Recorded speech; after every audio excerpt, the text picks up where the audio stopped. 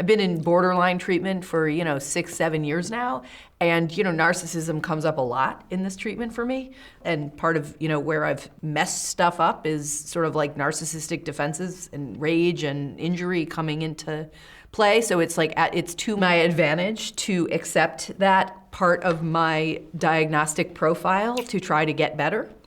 I'm not that flustered by that label being attached to me to the extent that it is. I'm most interested in just getting better. It sort of means you're not a narcissist, but go ahead. I know, but I'm like, I want to be one.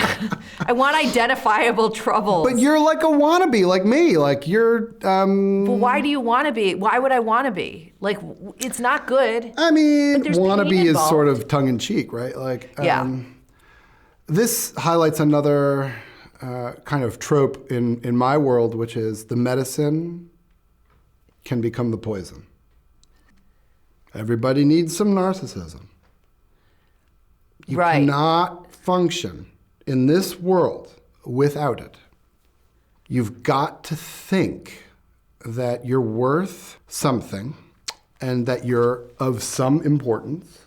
We also really need to clarify, when we're talking about narcissism, are we talking about a clinical condition or are we talking about self-love? Narcissism thought to be malignant self-love. Meaning, are we talking about a clinical syndrome in which the fragility and brittleness of the self-representation and the delusional fantasy of importance and or the delusional denial of reality really drives your behavior in a maladaptive way such that you suffer? Or are we talking about, someone who thinks they're awesome? They can overlap, right? You can have I sort of think of Kanye West. Sorry, Kanye.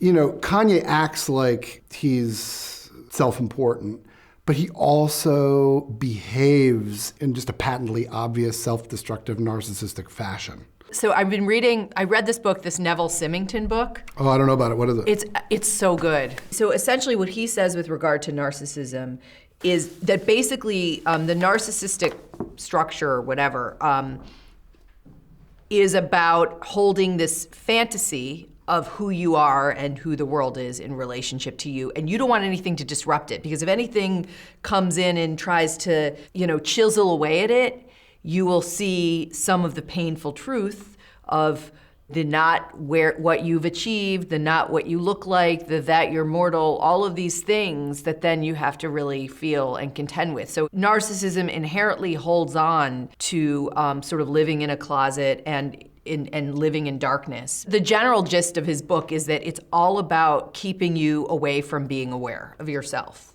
Boy, ever has that been true for me.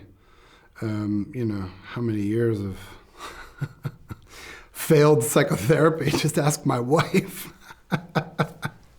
I think that there's something very protective about a narcissistic defense. It's very conservative, it's very hunkered down, and it keeps the incursion of self-knowledge at arm's length. You're safer, but you're also just disconnected and you're in your own story so deeply. I very much think that the safety of narcissism is foiled by the foibles of narcissistic behavior. And people very much get stuck between a rock and a hard place, so to speak. The rock of narcissistic enactments and the hard place of self-confrontation.